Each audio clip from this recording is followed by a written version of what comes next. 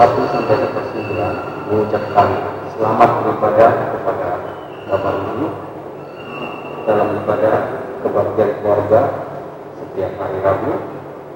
Kita masuk dalam mengajarkan ibadah. Marilah kita berdiri untuk menghadap Tuhan dan menyembahnya serta memuliakan namanya karena kasih setianya besar atas kita. Kita menghadap Tuhan, kita menyanyi dari Kidung Jemaat 9 dari 1 sampai 2, puji hai jiwaku, puji Tuhan.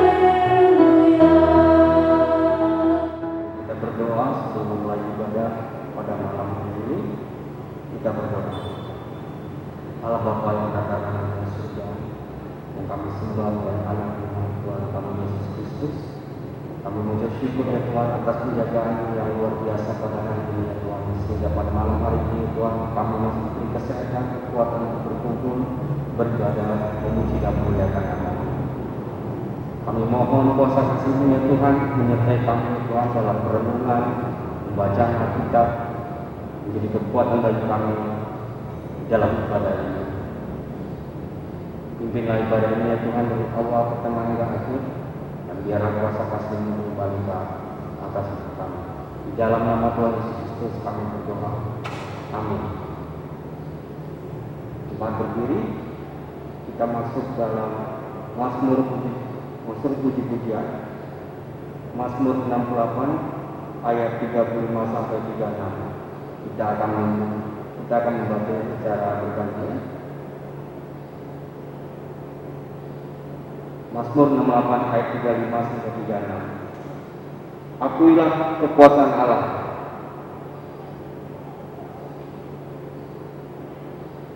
Allah adalah dahsyat dari dalam tempat kudusnya.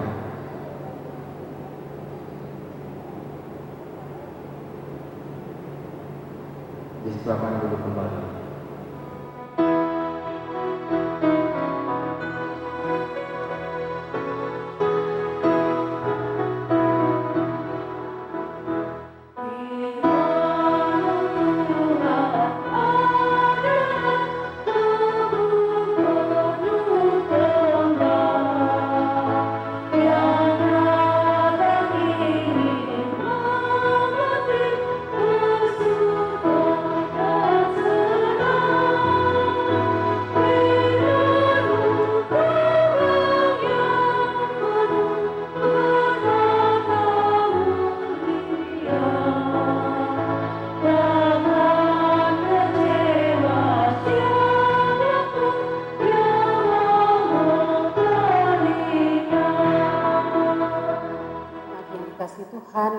bersama kita masuk dalam doa mohon bimbingan Roh Kudus. Kita berdoa.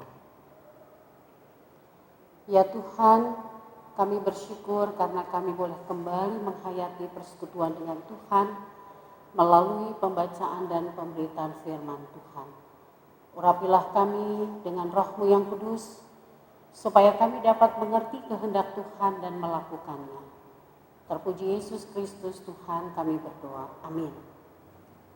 Jemaat Tuhan, marilah berdiri untuk mendengar firman Tuhan yang dibacakan dari Alkitab, yaitu Kisah Para Rasul pasalnya yang ke-20, ayat 7 sampai ayatnya yang ke-12 yang menyatakan.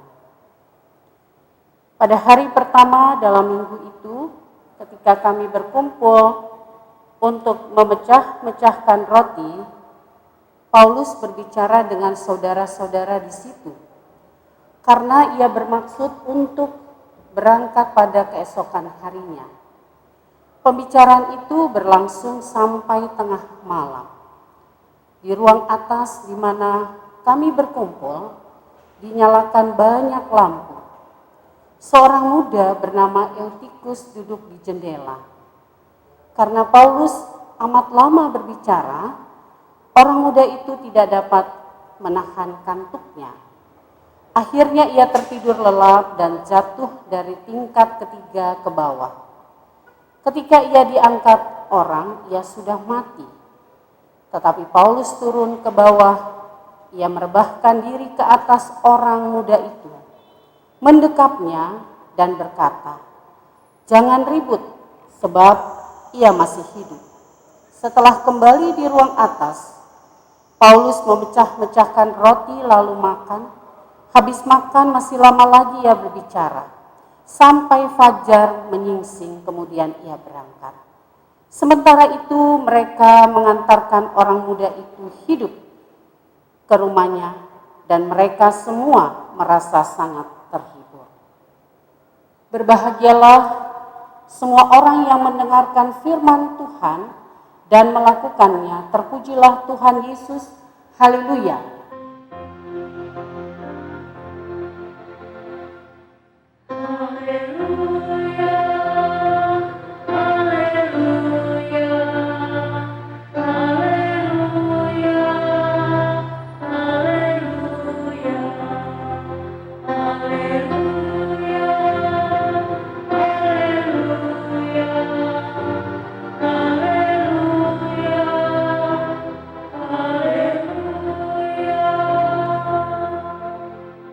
Pernahkah saudara mengantuk saat ibadah?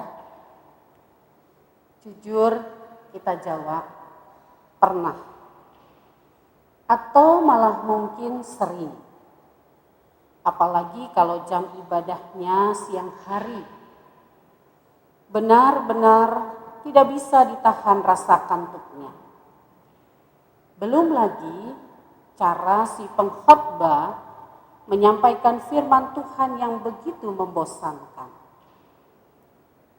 Saudara-saudaraku yang dikasihi oleh Tuhan, rasa kantuk yang luar biasa juga dialami oleh seorang pemuda yang bernama Eutikus, yang duduk di jendela karena Paulus amat lama berbicara. Orang muda itu tidak dapat menahan kantuknya. Eutikus sedang berada dalam rasa kantuk yang berat saat ia mendengarkan Paulus berkhotbah atau Paulus berbicara. Padahal kalau dikatakan bahwa pada saat Paulus akan berpisah pada saat itu, dia begitu menyampaikannya dengan berapi-api, dengan suara yang boleh dikatakan keras. Tetapi tetap saja ia tidak dapat mengusir beban kantuk yang begitu berat, menggelayuti kedua matanya. Nah, setelah mencoba dengan sekuat tenaga untuk bertahan menghadapi serangan kantuk itu, akhirnya Eutikus dia tidak tahan lagi dan tertidur lelap. Sampai kemudian dia terjatuh dari tingkat 3 ke bawah. Nah, melihat kejadian itu, semua orang menjadi gempar. Sudah pasti ia mati. Rasul Paulus merasa bertanggung jawab atas musibah yang menimpa Eutikus ini. Simak pernyataannya di dalam ayat yang ke-10. Jangan ribut, ya, sebab ia masih hidup. Mengapa Paulus begitu yakin bahwa Eutikus masih hidup? Bayangkan saja kalau orang jatuh bukan di lantai 3, di balkon gereja saja, ya antara bisa hidup ataupun mungkin tulangnya patah-patah. Saudara-saudaraku yang dikasihi oleh Tuhan Yesus Kristus, pasti Paulus itu tidak asal bicara. Ia bukannya tidak tahu cara membedakan antara orang mati dan hidup. Ya. Tapi iman. Inilah yang membuat Paulus merasa yakin bahwa pemuda itu hidup dan dapat dibangkitkan lagi. Sehingga ada tertulis, iman adalah dasar dari segala sesuatu yang kita harapkan dan bukti dari segala sesuatu yang tidak kita lihat. Ibrani 11 ayatnya yang ke-6. Paulus sedang memperkatakan iman. Iman memampukan seseorang menentang alam logika manusia. Iman menentang kemustahilan menurut akal kita manusia. Dengan iman, Paulus percaya meski segala sesuatunya belum terlihat secara kasat mata dan terbukti, Eutikus bangkit. Dia bangkit kembali. Itu bukan karena Paulus, tapi karena iman yang ada di dalam Paulus. Paulus tidak mau meninggalkan situasi yang kurang menyenangkan saat dia harus berpisah dengan saudara-saudaranya di Troas. Dan dia esok harinya akan melanjutkan perjalanannya ke Miletus. Karena itu ketika dia berhadapan dengan situasi ini, maka dengan iman, dengan percaya kepada Kristus yang mengutusnya, maka Paulus menggunakan kesempatan itu untuk menyatakan kebaikan Allah, untuk menghadirkan sukacita dan damai sejahtera, sekalipun hanya dalam waktu yang singkat. Dia mau menyatakan itu, supaya ketika orang-orang atau saudara-saudara yang ada di situ itu ditinggalkannya, mereka mendapatkan penghiburan. Ibu bapak, saudara-saudaraku yang dikasihi oleh Tuhan Yesus Kristus.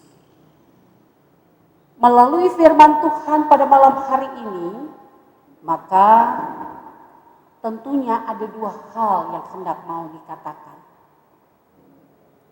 Yang pertama adalah bahwa peliharalah iman kita melalui ibadah yang benar dengan Tuhan Allah di dalam Kristus Yesus. Sekalipun dalam situasi seperti ini, kita semua merasakan bahwa kita melakukan lebih banyak ibadah di rumah masing-masing, bukan di gereja. Ada sesuatu yang lain. Tetapi patut kita sadari ketika kita membangun atau ketika kita memelihara persekutuan dengan Tuhan, dengan ibadah yang kita lakukan, baik di gereja maupun di rumah kita masing-masing, kita harus sadar bahwa Tuhan ada di dalamnya. Tuhan hadir di dalamnya. Dan oleh karena itu, jangan kita bermain-main dengan ibadah atau ketika kita berkomunikasi dengan Tuhan. Misalnya, ya karena sudah lama pendeta berkhotbah, akhirnya buka gadget, ya, buka aplikasi media sosial, lalu melakukan percakapan.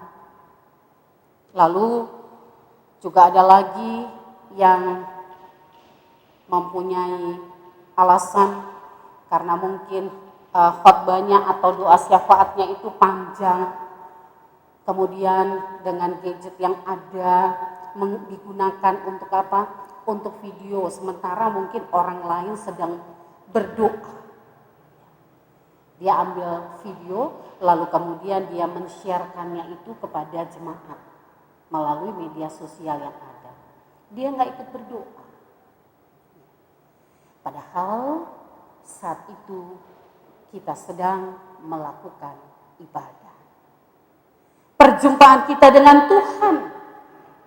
Apalagi situasi sekarang ini, saudara-saudaraku, bahwa kenyataan wabah COVID-19 ini yang mau mengingatkan kita bahwa kematian bisa saja sewaktu-waktu menjemput kita. Karena itu, peliharalah iman kita dengan benar melalui persekutuan dengan Tuhan Allah di dalam Yesus Kristus lewat ibadah-ibadah kita. Yang kedua, saudara-saudaraku yang dikasihi oleh Tuhan Yesus Kristus, Paulus yang walaupun dalam waktu yang singkat dia mempergunakan kesempatan yang ada untuk menghibur orang lain, untuk menghibur dan menguatkan saudara-saudara yang ada di Troas saat dia akan meninggalkan mereka. Dan itu yang dilakukan oleh Paulus. Saudara-saudaraku yang dikasihi oleh Tuhan Yesus Kristus, itu juga yang mau kita belajar dari semuanya itu. Bahwa Tuhan masih memberikan kesempatan bagi kita. Dia masih mempercayakan tugas yang harus kita lakukan saat ini. Karena itu, lakukan yang terbaik untuk sesama kita. Lakukan apa yang ada di hadapan kita, siapa yang ada di hadapan kita, tanpa memandang dia beda agama, dia beda suku kita, dan lain sebagainya. Kita mau melakukannya karena Kristus sudah melakukannya untuk kita. Jadi saudara-saudaraku yang dikasihi oleh Tuhan Yesus Kristus, hal yang mensukacitakan yang Tuhan ingin untuk kita lakukan, itu pasti ada selalu dalam jumpa kita dengan siapa saja. Saat kita akan bersama melewati malam gelap penuh misteri, kita sadari mungkin sepanjang hari ini ada hal-hal yang tidak berkenan dan kita tidak melakukan apa-apa, padahal harus kita melakukannya. Karena itu, sebelum malam ini berganti pagi hari, mohon pengampunan Tuhan dan mohon kekuatan Tuhan supaya esok hari kita dikuatkan dan dimampukan untuk menyatakan kasih Allah kepada siapa saja, terutama kepada mereka yang kita jumpai. Amin. Thank you.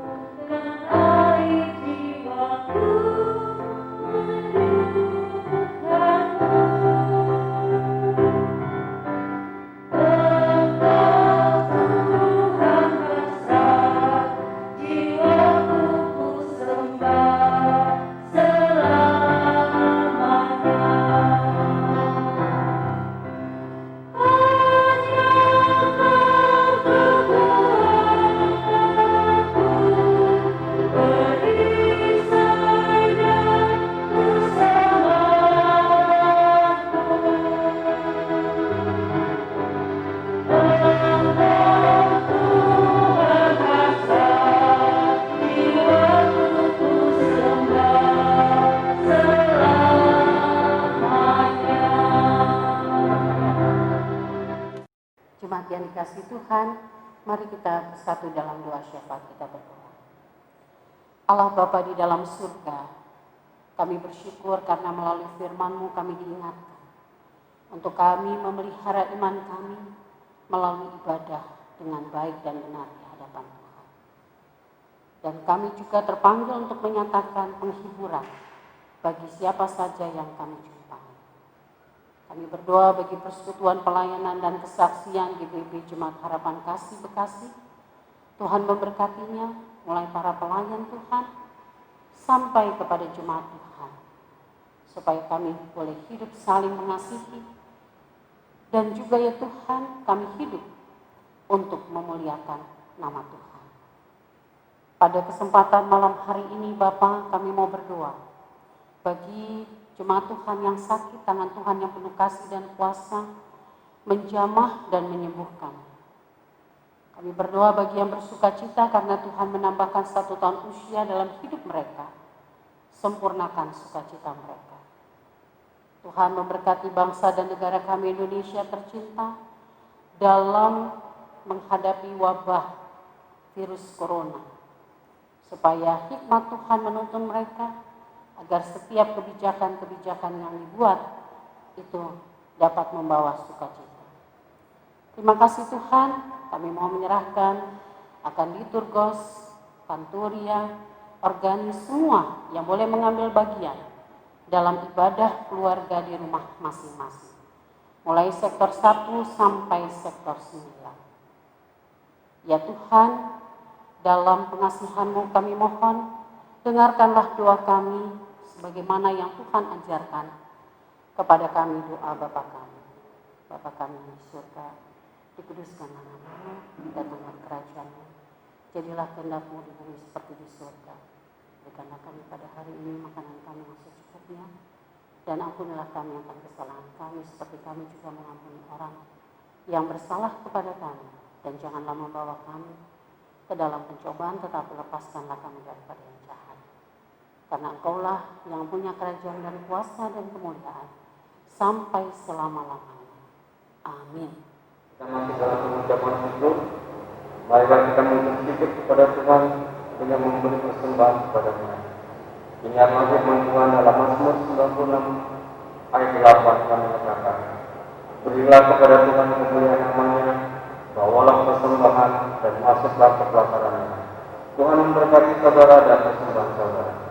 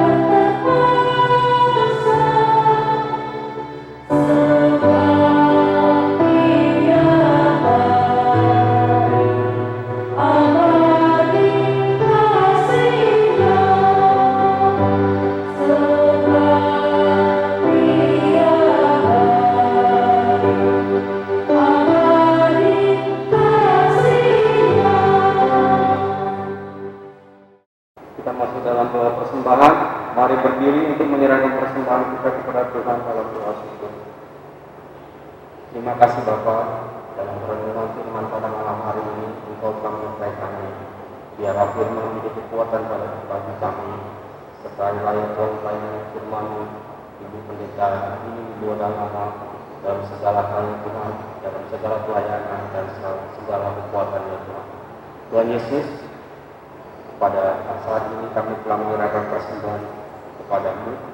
Berkatilah dan urapilah persembahan ini Tuhan, agar menjadi bagian pelayanan yang luar biasa bagi gereja-Mu.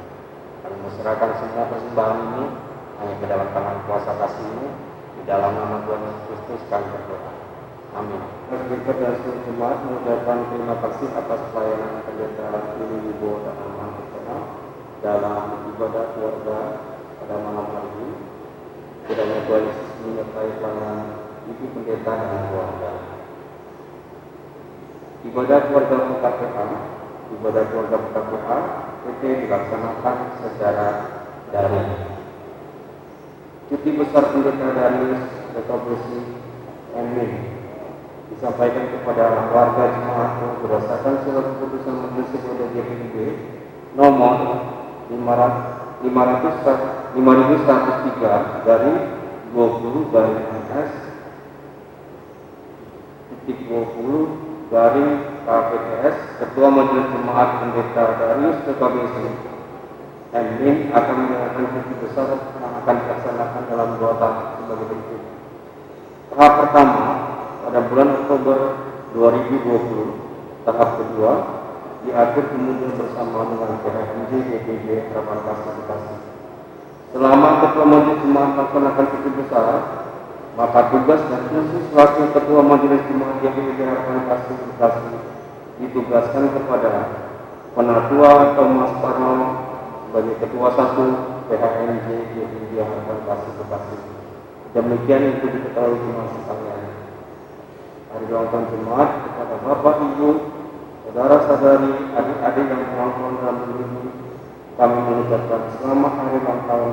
Tuhan Yesus memberkati. Hari ulang tahun pertama kepada Bapak Ibu yang merayakan ulang tahun perkawinan dalam minggu ini, kami mengucapkan selamat hari ulang tahun perkawinan. Kiranya damai sejahtera Tuhan Yesus Kristus menyertai dengan Anda Bapak Ibu sekalian. Warta keuangan dapat dibaca di warta jemaat. Apabila ada koreksi mohon diinformasikan ke kasir pada hari dan jam kerja. Tuhan Yesus memberkati. Jemaat Tuhan, mari berdiri, dengar amanat pengutusan, pergilah beritakanlah Injil melalui hidup dan kerja sehari-hari berdasarkan firman Tuhan yang telah kamu dengar. Kita menyanyi dari Kitab Bakti 113 bait 1 dan 2. Kita syukur menggema.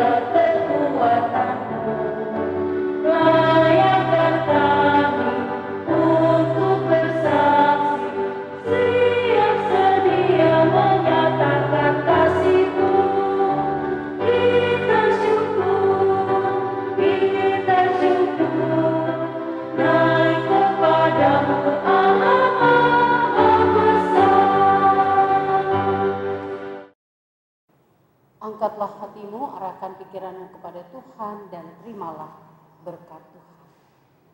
Anugerah Tuhan Yesus Kristus, kasih Allah Bapa dan persekutuan di dalam Roh Kudus menyertai kamu dari sekarang sampai selama-lamanya.